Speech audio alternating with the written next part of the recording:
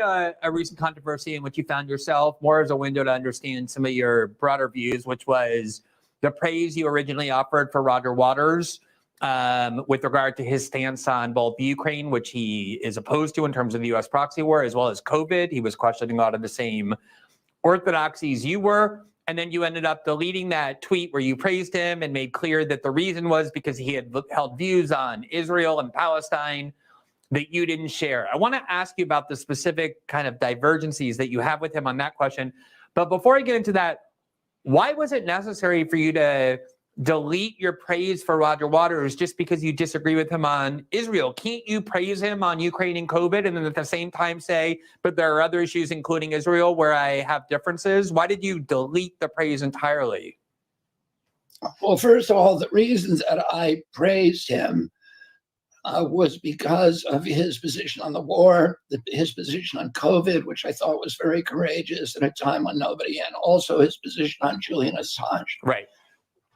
I disagree, I would say fiercely, with his criticism of Israel, and I'm not, there are enough people who characterize those political differences anti-Semitic that me endorsing him felt like I was buying into that, into something that was abhorrent to me.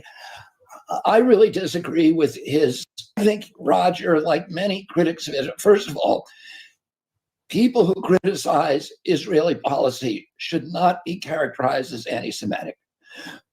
But people who apply a different standard to judging Israel than they would to judging an Arab country, I think then that you've crossed a line there. And I do think that Roger does that. I've now looked at some of his stuff and I think, like I said, I do not think people who criticize that people who criticize Israel policies should not be called anti-Semitic. But I do think that many people are applying, or Israel's critics are applying, a double standard. So just to be clear, when you were interviewed by Crystal Ball on Breaking Points, it became kind of a very talked about interview, particularly the part where she was disagreeing with you about your view on vaccines. We did a segment on this show talking about that interview, and my main critique with her, she's a friend of mine, was that I didn't have a problem with her disagreeing with your views on vaccines. Lots of people do. She described it, though, as a red line, which seemed to me her way of saying, I don't disagree with you here, but you're so far beyond the pale about an issue that I regard as so sacred that the fact that that I disagree with you here means you're basically off limits, like you're radioactive. You're not susceptible to consideration for support no matter what, in a way that, say, Joe Biden wouldn't be. That's the impression I got when you didn't just disagree with Roger Waters on Israel, but deleted the praise, namely, doesn't matter how much I agree with him. I regard him as a person who's so radioactive that he should never be praised under any circumstances because of his view on Israel. That's a red line for me. Is that essentially what motivated your deletion and how you view people like Roger Waters and those who share his views on Israel?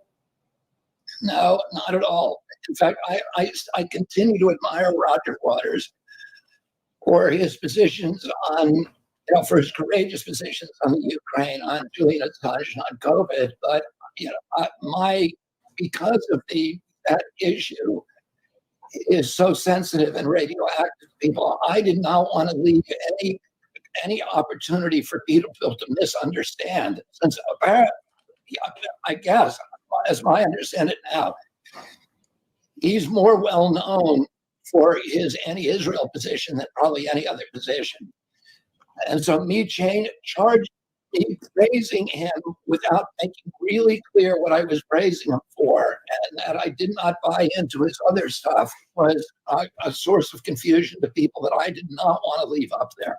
Fair enough. I mean, I think the reason why he's most known for that is sometimes the same reason you're most known for your views on vaccines, even though you have views on lots of other things, which is because a lot of times people look for ways to take establishment critics and kind of render them radioactive by focusing on the one issue they know people will be most hostile to. Let me ask you about Welcome to another episode of You Left Shit out. I'm your host for today. I'm Jay or CJ. Love that interview that Glenn Greenwald did with RFK Jr. And that kind of this interview is what, let me see if this is the right way to say it. Because we're talking about force of the debate. This interview is what crystallizes the point about that I'm going to make about force of debate. And you see it on the thumbnail. I guess I can throw that up there. I have a cough drop in my mouth, so that's why I might be sounding or talking a little funny. Well, I'll toss up the graphic really quick. Force the debate for Zionists? Question mark. There was a Twitter exchange of ideas between some RBN members and some people of the professional managerial class on this topic of force the debate. And I guess it may have started from my tweet. Which tab am I on? This one. So I guess I can go to that. Let's go to that. This is just an introduction. I'm not in the topic yet, but I do want to show you the tweet. I kind of spark this. Now, I meant to cover this particular topic before force the debate is a joke or something like that. I had said, but it got pushed out. I forget what happened, why we didn't get around to talking about it. And today I finally, after seeing that interaction with RFK and Glenn Greenwald, that's when I was like, okay, this is what we're doing. We have a so-called force the debate movement. It's not really a movement, but that's what they call themselves in tweets and other social media. Force the debate, but the two people who would benefit from some sort of force the debate movement or just having a debate are just two more Zionists. So this is where the point of this tweet. So I'll go ahead and on the right page, yeah, and blow this up and read this to everybody here.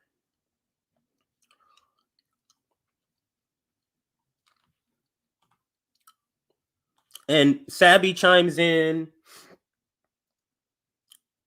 Rome, and they make some good, or I'm sorry, Sabby makes a good, Rome also makes a good point, but the one I'm going to zero in on is Sabby, because she does make a good point, and I want to insert that into the conversation. So, but let me read what I have here.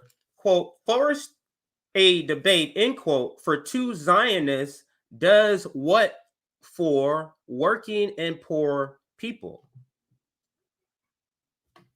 Literally, what does that do for us?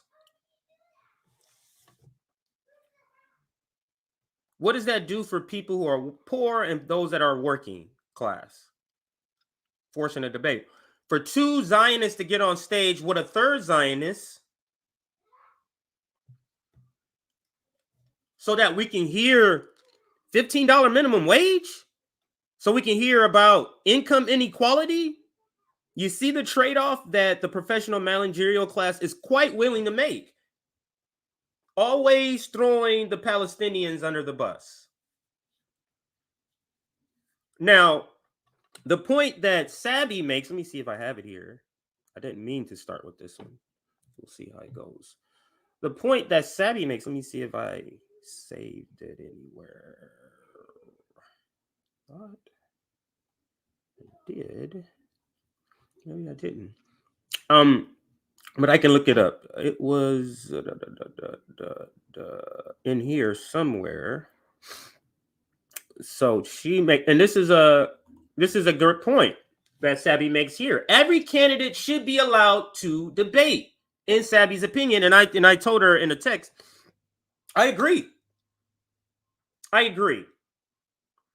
That's in theory. What I'm more addressing is that working class and poor people should not lift a finger with resources or time and energy to make this debate happen. We get nothing out of this. And RFK Jr. and Marianne Williamson are gonna do what? The people that they want to get on a debate stage so badly, they will be endorsing that person. So again, what is the point in this? In the context of these two candidates, I'll take this out. In the context of these two candidates, what is the point? In two candidates that's going to endorse the person they're trying to get people to force a debate on. We're all supposed to get behind some force of debate so you can get on stage and say these ideas, and then at the end, shuck and jive and just tell everybody to support the person you had us all emotionally invested in, that you wanted to debate him so bad. Aren't you different? No, I'm not that different that I'm not going to endorse him.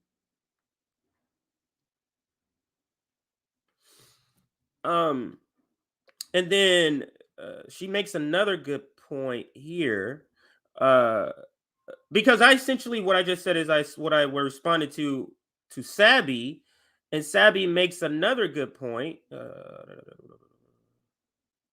Yeah, that's what I just said. I was just making sure I didn't have to reread. That's exactly what I just explained. So she said, we don't have to, meaning we don't have to invest time and energy. Let those who have resources do it. That's how I see it, which is true. Which is another good point made by Sabby. What was I going to go to here?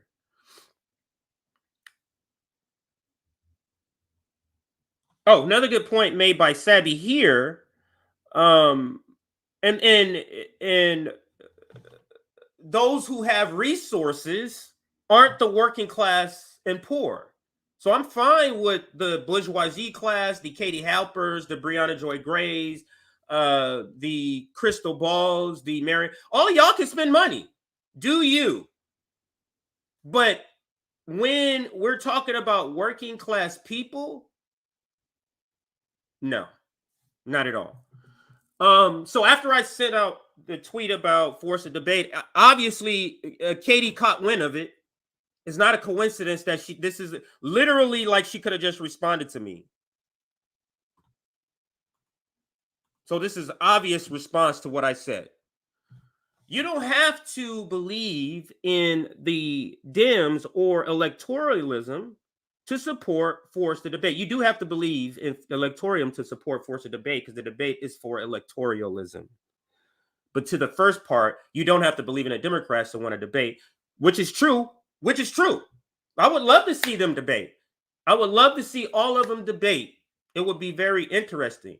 But putting time and energy in trying to make that happen, absolutely not. Absolutely not. Just like some people who supported forced the vote didn't believe in the things either. I didn't remember that. Wait. The people who supported forced the vote, do people really not see the value in having two of the three people arguing freeing Assange on the debate stage? No. If this is what you're saying, the payoff, no.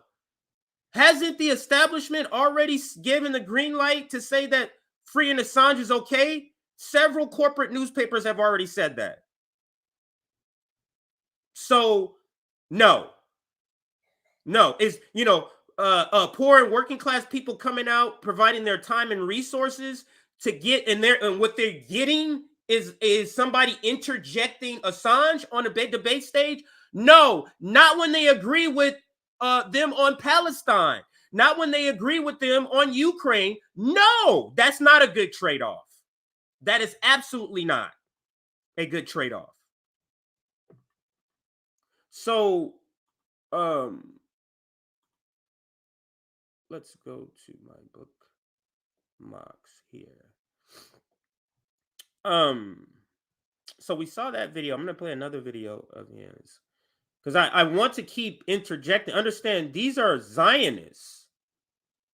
these are Zionists, and this was my response to Katie. Forced debate is about pushing bourgeoisie rigged politics, which is what American politics is. This is why the DSA is primarily, and the left per se, political wise, is primarily made of middle class and or the professional managerial class. So American politics is bourgeoisie politics. Ajamu has been on here once. I think he said it a couple of times when he was here. So again, the point is not whether or not a debate should happen. The point is whether or not working class and poor people should participate in efforts to make a debate happen, with just to add 2 Zionists on, and that's no. But what I said was forced debate is about pushing bourgeoisie rigged politics. No one in the working class should be supporting forcing a debate so that 2 more Zionists can be on stage. Stop putting your energy into rigged elections or rigged politics and put that energy into your community. And that's my only point in response to that.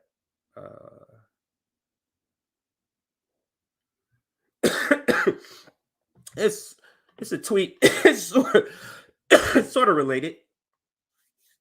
Marianne Williamson delusional syndrome is a new thing I just coined.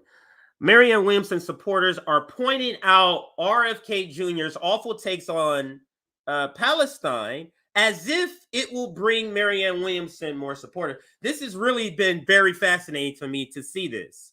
The same video that I played earlier with RFK and Glenn Greenwald, I've been seeing multiple like Marianne Williamson supporters calling, like, quote tweeting and calling this out.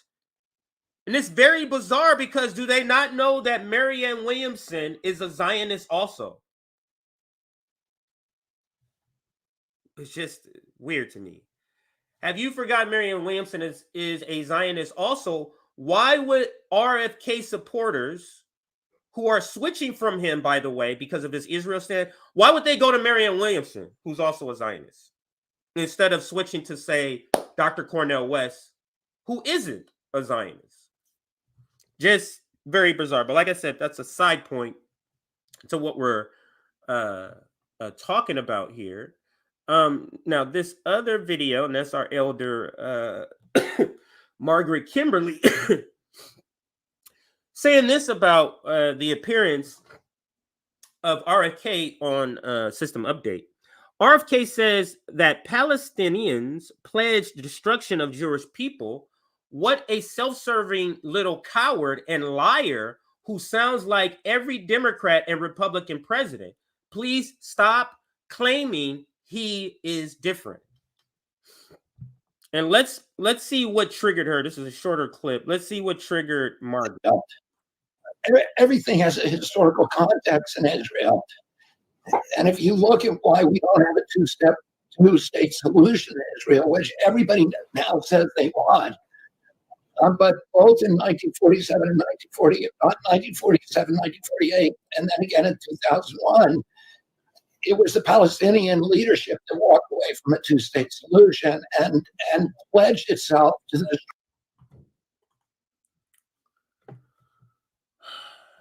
This guy's terrible. So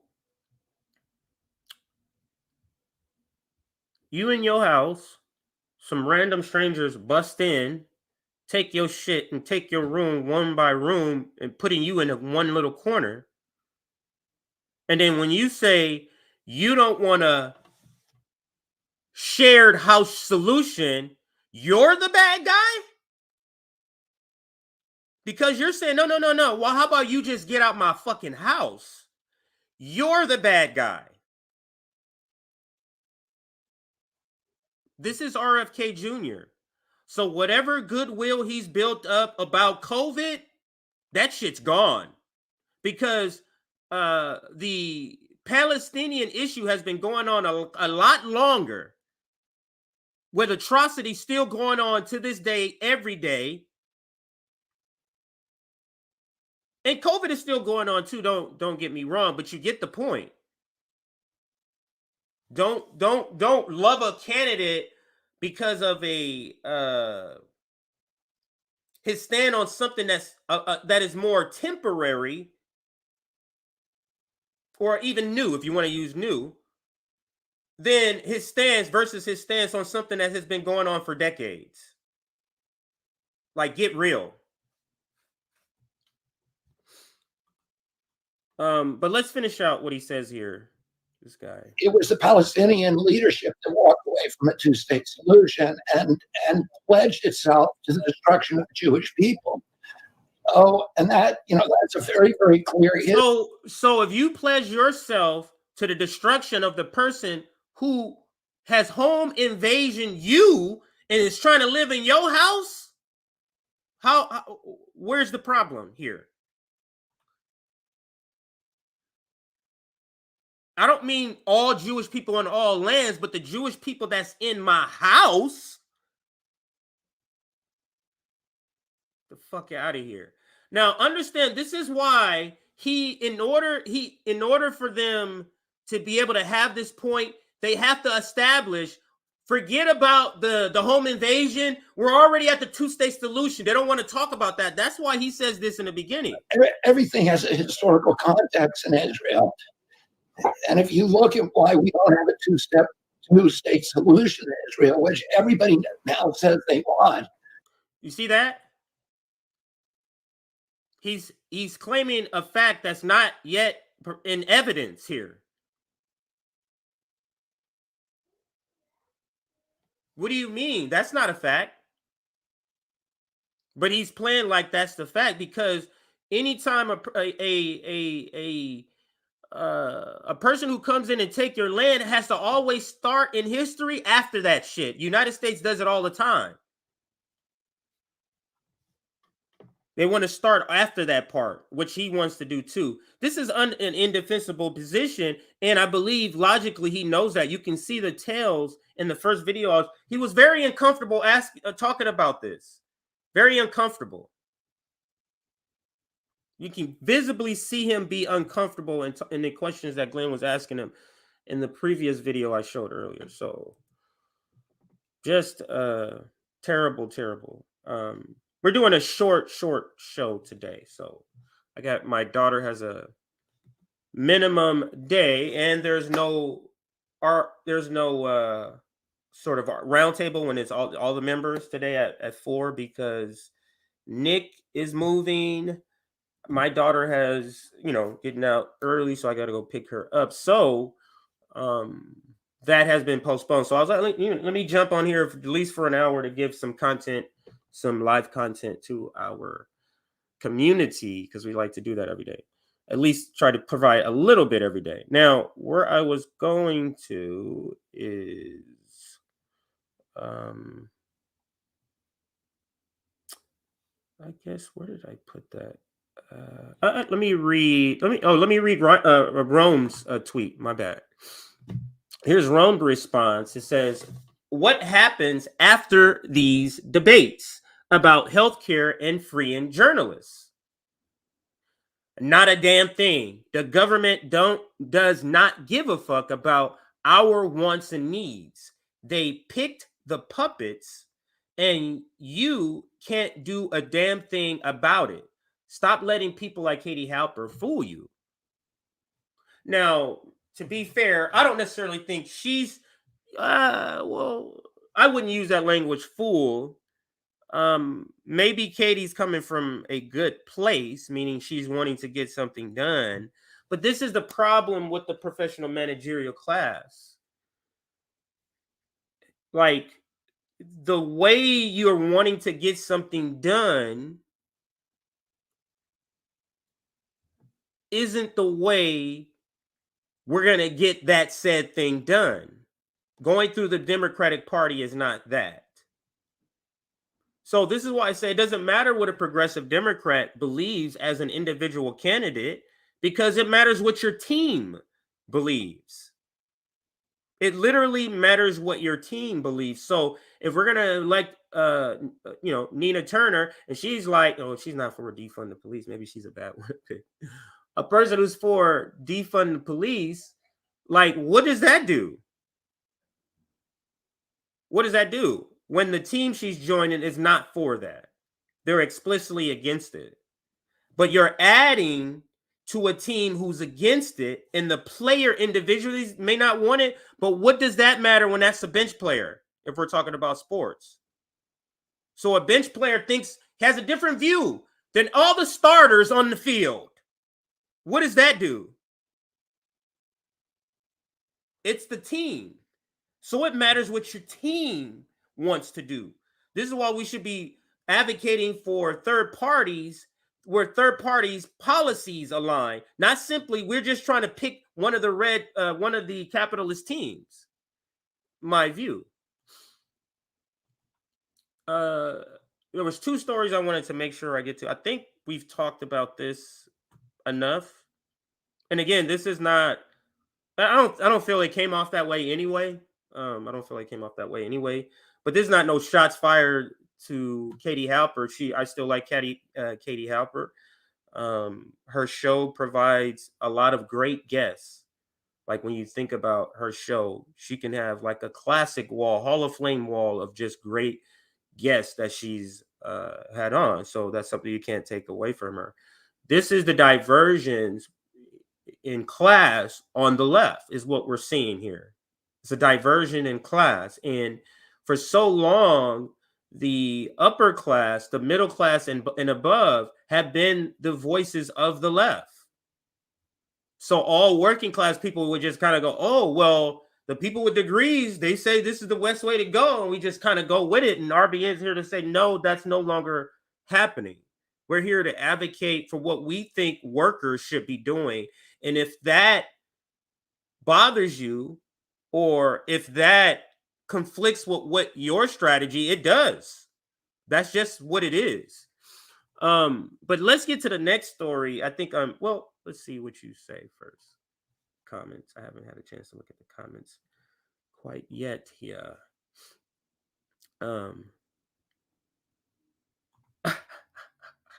Let's do some super chats. Sorry, hold on.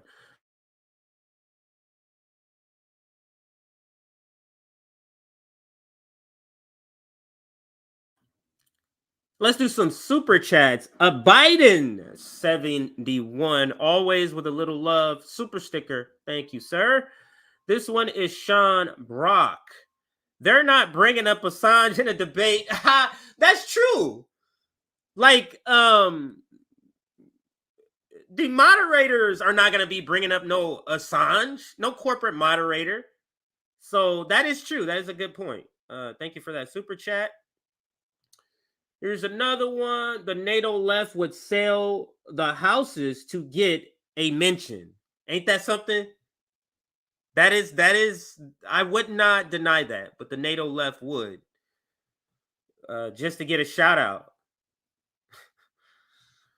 RFK and Marianne Williamson are the establishment to millionaires. Thank you, Christian, for that super chat. Some great super chats. Let's look at some of the comments now and see. Wow, we see John is back. I haven't seen John in a while. Is the split between the ruling class and working class a fervent cleavage? That's a good question for the audience. What's up, KC? What's up, Rick? I've seen a lot of regulars here. I would not. I'm not tone policing anybody. Say what you want. You got you. I wouldn't say she's necessarily a fake. I would not give her that label. Again, she's advocating from her class perspective, which is different from a worker's perspective. It's just different.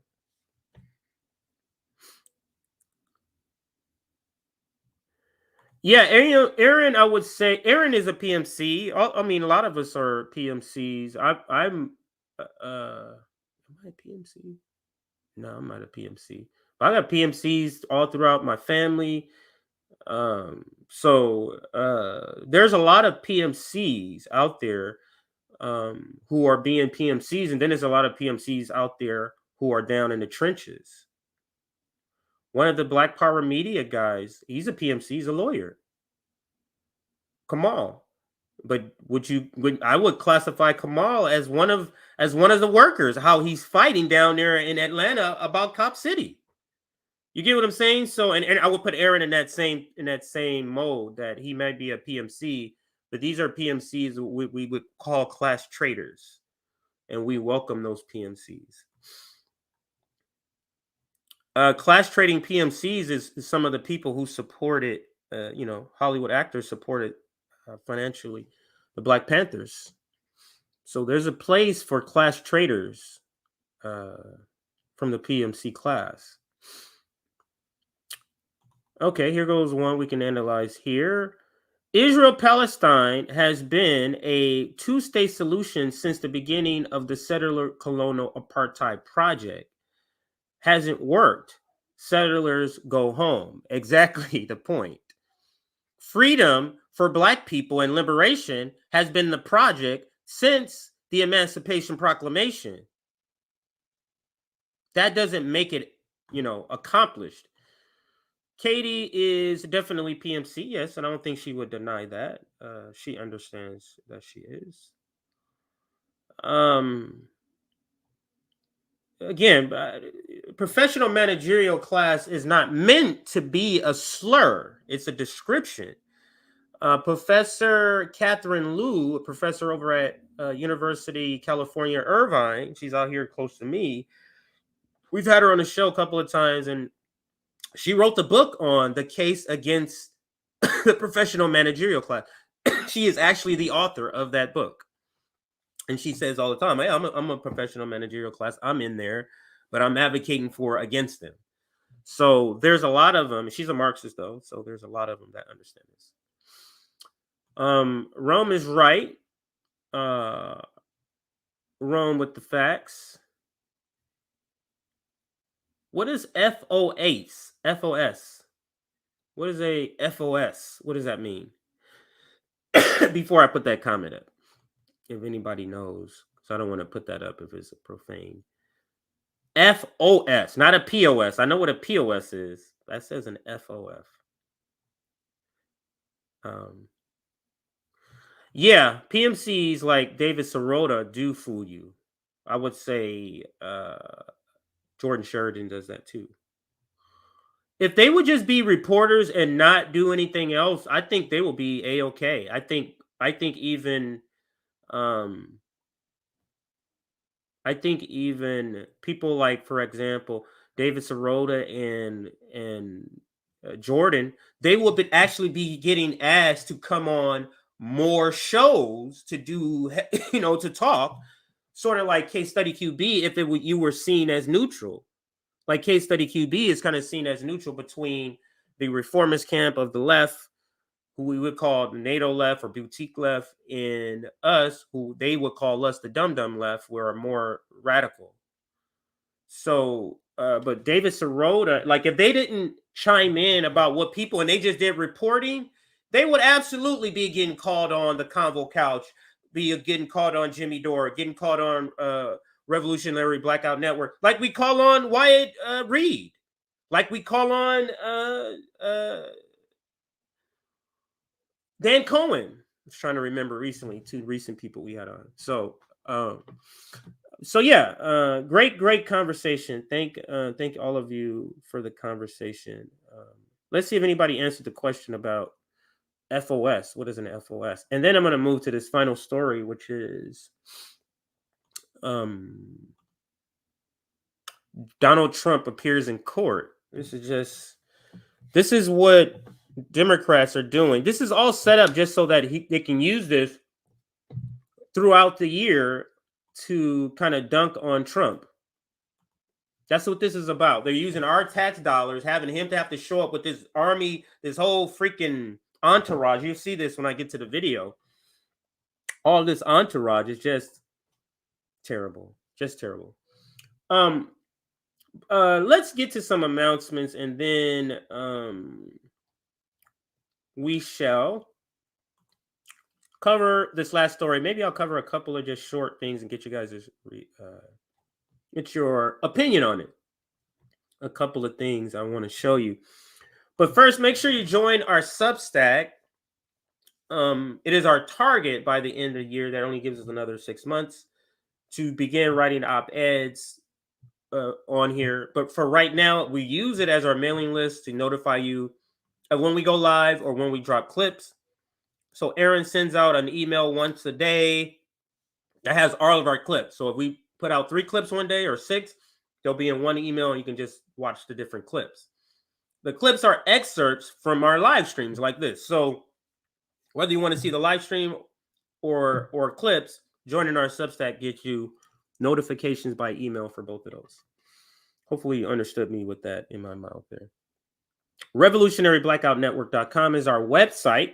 You can go there if you want to learn more about us. Actually, let's bring it up here. We're done with Katie's tweet. Thank you, Katie. And you can see our website like here. You can check out one of our mantras: strategize nationally and organize locally. And that's absolutely what RBN is doing. We're strategizing as a network, RBN, but we're organizing locally. So I'm organizing in my area as RBN chapter. Then Rome is in Detroit. And you know about the library. I'll show you that in a second. Nick is in Kansas City. He'll be having like diaper runs and barbecues and self-defense training he'll be giving out there. And then you got Sabby out there helping with housing, helping with other labor underground sort of reporting. And then I'm out here. I'm going to be doing a lot with the unhoused. So that's going to be a major focus in the beginning, at least. And then we're going to move to doing more work in the housing projects. But right now, I feel like we need to have a focus on places like Skid Row and other unhoused places. So yeah, and there's just a website, just giving you more. You can see everything. Our latest clip, you'll always see here when you go on our website along the right side. If you want to go to our Twitter, our YouTube, what is this, Instagram or Facebook, there's that. Then we got chapter information you can find out on here. These are just some of the things we want to do at our chapter. And these things are we want to do across all the chapters. Each chapter is not going to be doing each item. But some of the things, building a library, we're doing that in Detroit. It's just about done. Diaper and baby supply giveaway, school supply giveaway last year in Detroit. 800 backpacks were given away, school supplies. Actually, was it earlier this year? What year are we in? No, yeah, 22 September.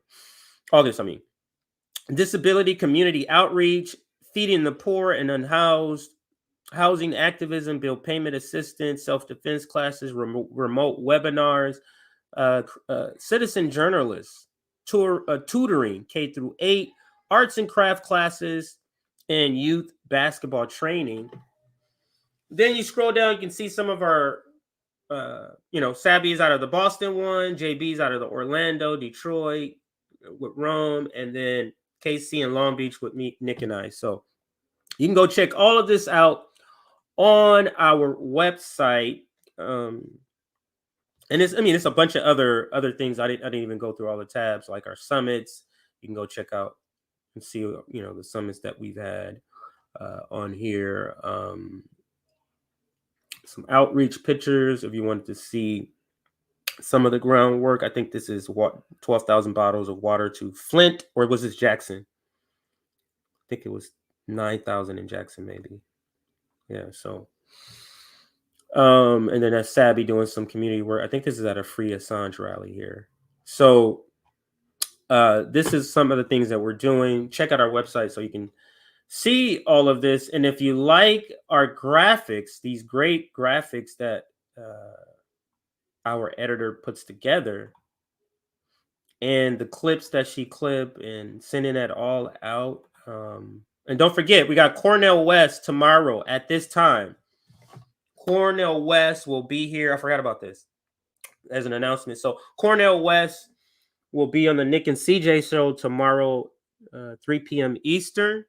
Make sure you take note of this. We will be talking about many different things about strategy, around strategy. We got two graphics for it.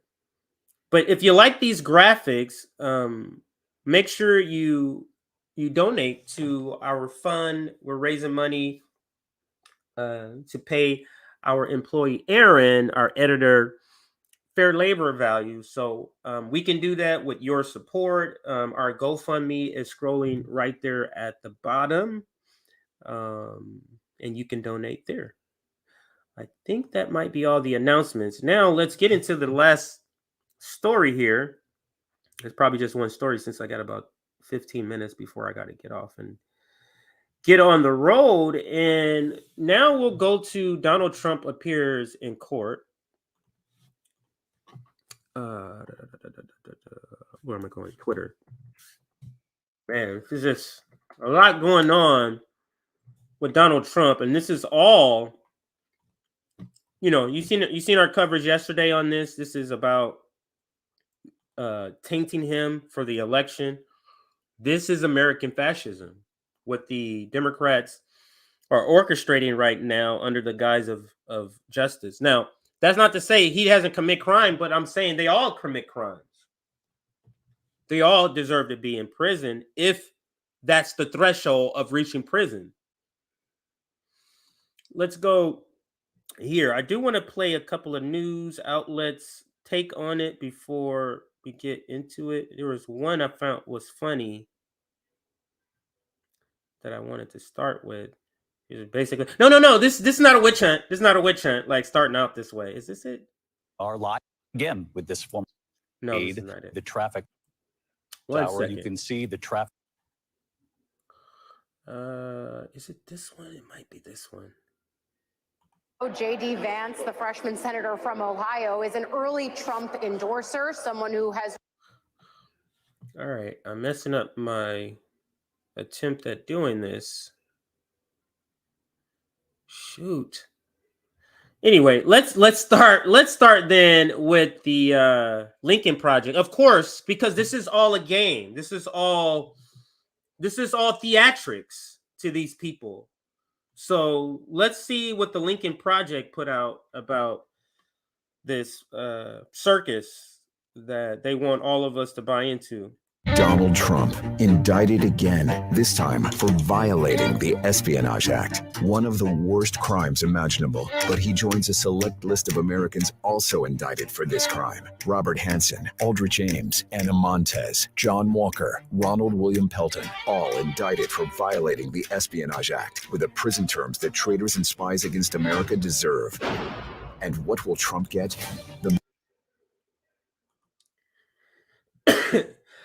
This is truly a joke.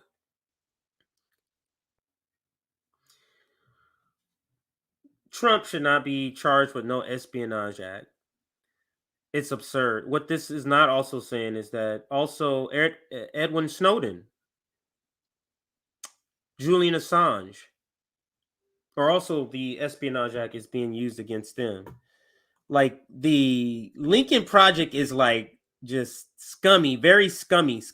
But let's watch it all the way through. It's only a minute long. Donald Trump indicted again, this time for violating the Espionage Act, one of the worst crimes imaginable. But he joins a select list of Americans also indicted for this crime. Robert Hansen, Aldrich Ames, Anna Montez, John Walker, Ronald William Pelton, all indicted for violating the Espionage Act with the prison terms that traitors and spies against America deserve.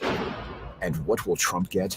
The men and women running against him for president will defend him, praise him, make excuses. They'll lie about the prosecution and make up stories about the deep state to rile up the MAGA base. There's no excuse for espionage, no defense for stealing America's secrets or sharing them with anyone, ever. Trump did this to himself. He took the documents, he shared them, and conspired to cover it up.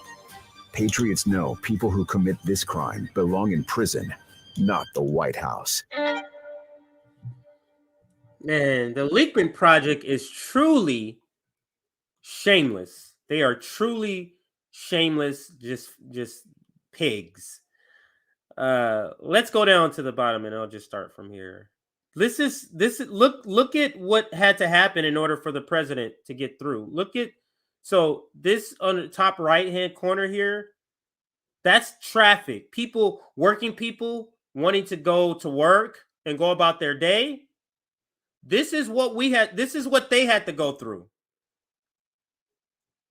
for this theatrics.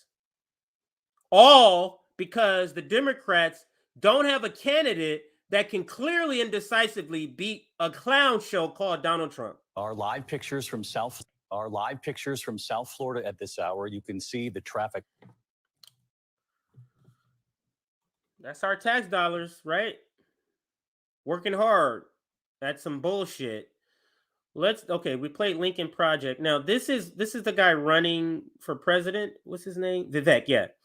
Republican presidential candidate Vivek just called out all other presidential candidates to sign a letter agreeing to pardon Donald Trump for what he is being arraigned on today. I simply don't get it. Why not allow the court of law to decide if he's innocent?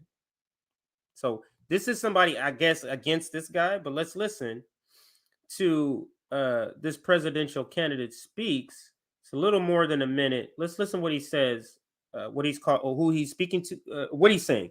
This is an announcement of a letter that my campaign has sent to every other campaign in this race, to Mike Pence, to Nikki Haley, to Larry Elder, to RFK Jr., to Marianne Williamson, to Doug Burgum, to Perry Johnson, to Chris Christie, to Ron DeSantis, the governor of the state where we are today, who by any measure is not here today in his own state. I will tell you that we have sent this letter, and I'm happy to announce this is my commitment on January 20th, 2025, if I'm elected the next U.S. president, to pardon Donald J. Trump for these offenses in this federal case. And I have challenged, I have demanded that every other candidate in this race either sign this commitment to pardon on January 20th, 2025, or else to explain why they are not. Wow, so he's calling them out that he's saying, so he's obviously trying to play to Donald Trump. He's going to get something for playing to Donald Trump. This is an announcement, and that's of a what letter. he's doing.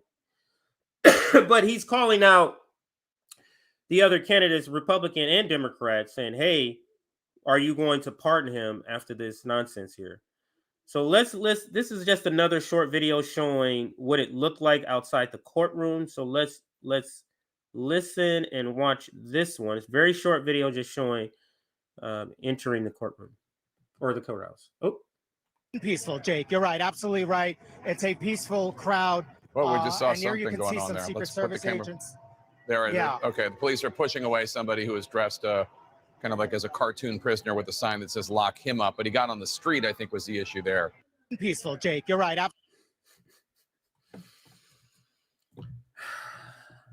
have you seen corporate media?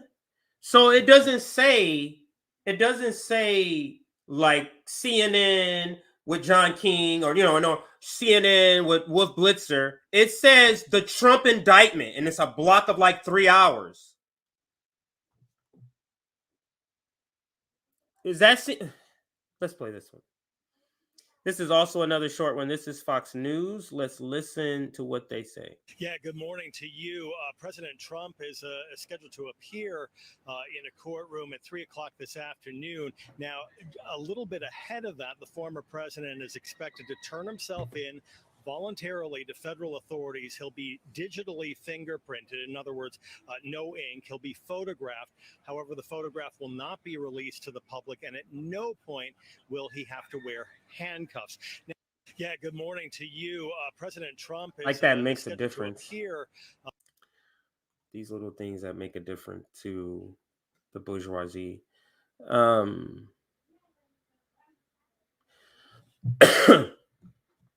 I'm looking for a particular video. I wonder if CBS took it down. Is this it?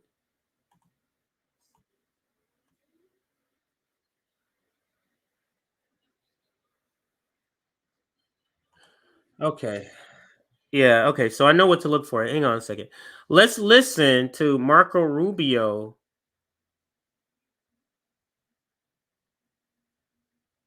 Wow, let's listen to this. All right, so let's listen to this one here. I can't believe this is what this says this is going to say. Let's see. So let me share my other screen. This is, I can't believe he's saying this here. There's no way that Marco Rubio says this, is he? All right, so let's rewind and see. But the decline started right after the Cold War because it's like, okay, we're the only unipolar power on the planet. We can do whatever we want.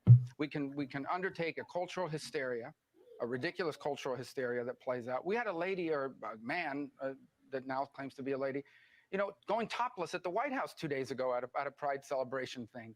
I mean, we can do whatever we want. We can be as decadent as we want in our society and our culture. We can break our politics. We can take our institution and weaponize them for political purposes on both sides. You think this ends here? The next Republican president is going to be under tremendous pressure to bring charges and indict Joe Biden, his family, his crackhead son, whoever. The pressure is going to be extraordinary. They're going to turn us into, so we're decadent and we're in decline because we thought we could do anything we wanted with our economy. We could send our jobs and factories overseas, break our politics, break our culture, break our society. We don't need parents. We don't need neighborhood. We don't need family anymore. All these crazy ideas. And now reality's catching up and it's hurting us badly. And today is frankly just a symptom of a much bigger problem, which you talk about here. And that is we no longer live in that world. That was he said a lot there. I'm not sure how much of that applies. Oh God, not JD Vance. Or is that his name? JD Vance? Is that his name? Let me see that. Yeah, JD Vance. I thought that's what it said. Let's listen.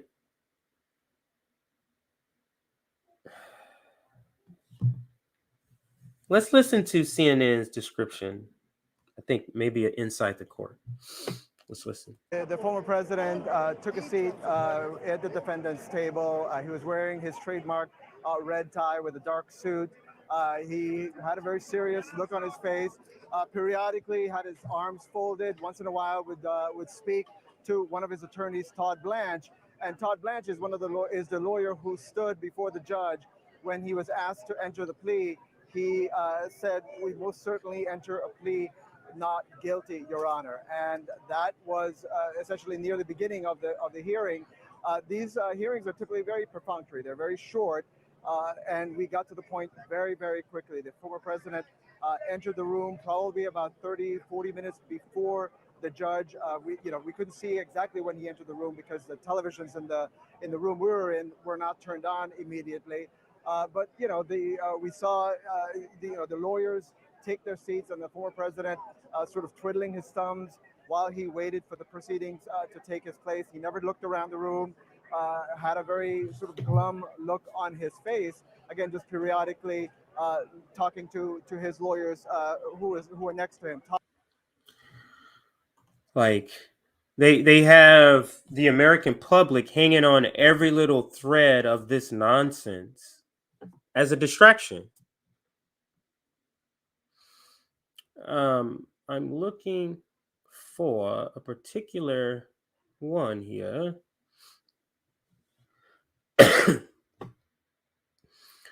Man, not that guy again.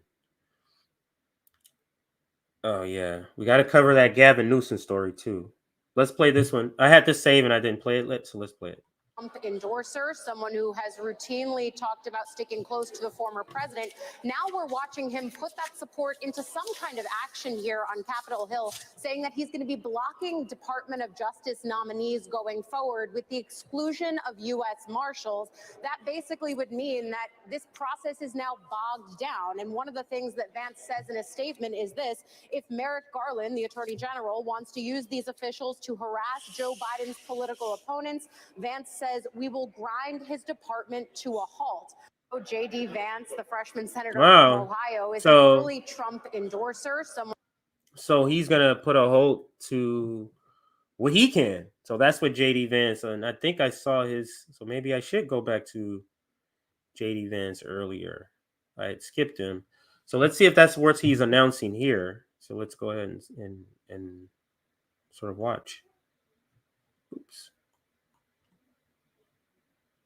So I've announced today that I will be holding all Department of Justice nominees that Merrick Garland will use, if confirmed, not to enforce the law impartially, which is his duty, but clearly to harass his political opponents. I think that we have to grind this department to a halt until Merrick Garland promises to do his job and stop going after his political opponents.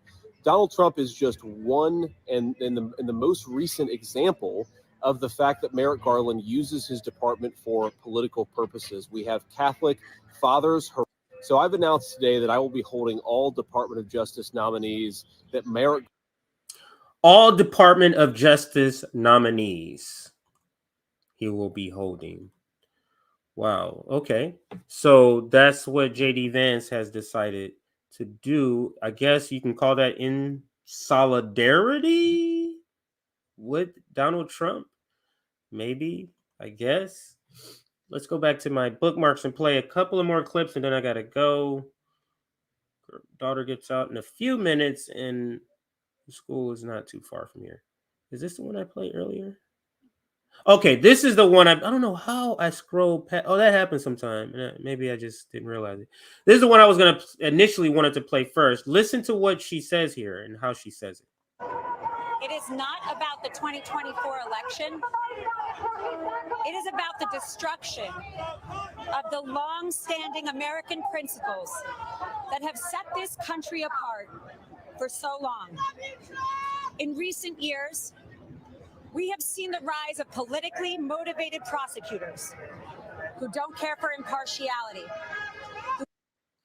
This is Alina Habba, Habba, President Trump's attorney and spokeswoman. Don't care for due process or equal protection of laws. They have been quietly but aggressively cultivating a two-tiered system of justice where selective treatment is the norm. From the Russia hoax to the attorney generals to the corrupt DAs in Georgia and New York, and now this. The people in charge of this country do not love America. They hate Donald Trump. What we are witnessing today is the blatant and unapologetic weaponization of the criminal justice system. The Biden-appointed special counsel has sought fit to bring 37 federal charges against President Trump, the leading frontrunner, less than a year and a half before an election. Countless other individuals, Hillary Clinton, Joe Biden himself, weaponization of the criminal justice system. The Biden-appointed special counsel has sought fit to bring 37 federal charges against President Trump, the leading frontrunner, less than a year and a half before an election. This is the part for all of those. What do you mean he's guilty? And everybody's. This is the part that is undeniable. What makes this American fascism and gelling your political opponents. Because you're all trying to act like that dynamic that she's describing right here has nothing to do with anything.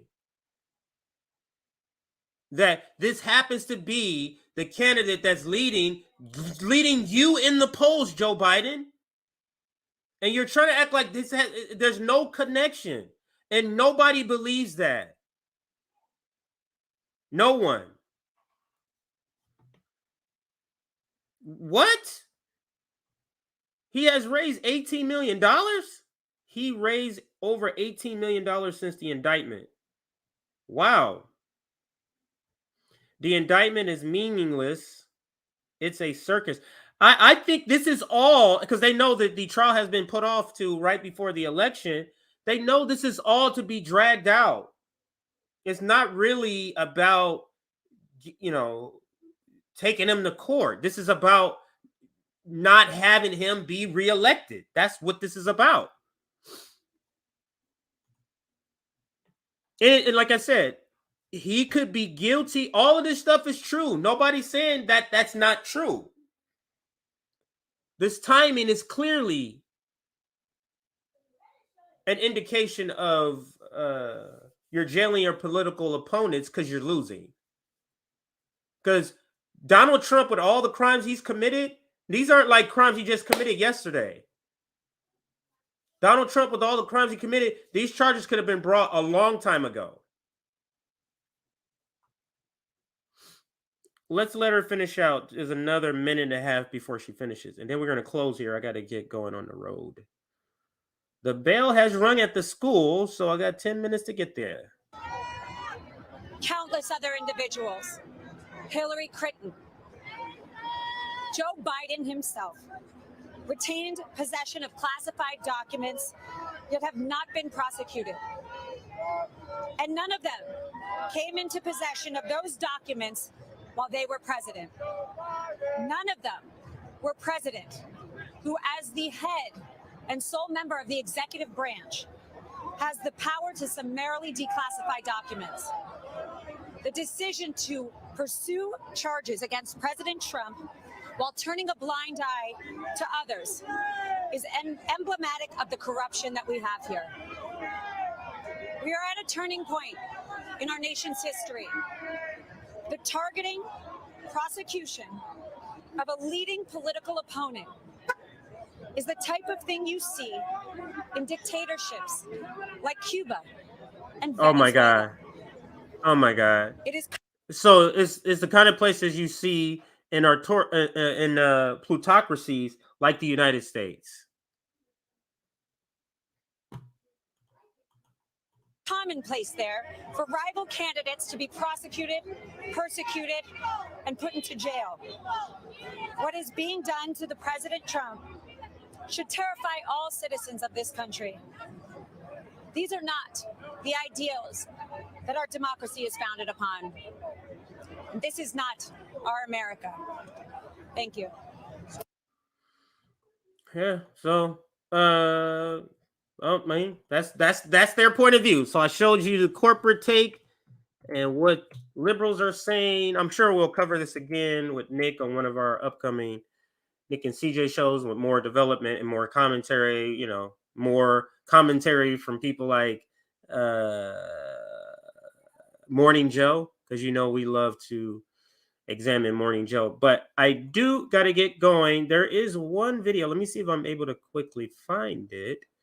It's a video on something that's going on with Africa. Did I put it here? Oh, right here. This is a pretty cool video. Let's it says Africa says bye to the US dollar. The president of Kenya urges African nations to dump US dollar under tumultuous applause. With every nation that rejects US dollar as a reserve currency, the US government will pay a higher price for printing money. Inflation. Let's see if this is in English. Let me see if this is in English.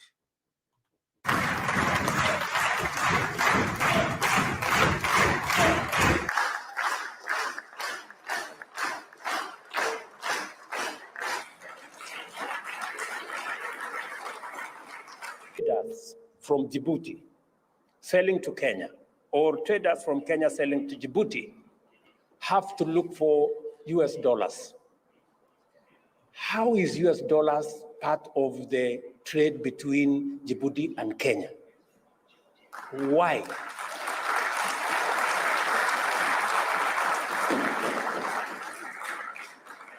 And we are saying that today, Afri-Exim Bank have given us a mechanism where traders in our continent can trade in their goods and services, and the Africa-Exim Bank will settle payments in local currency.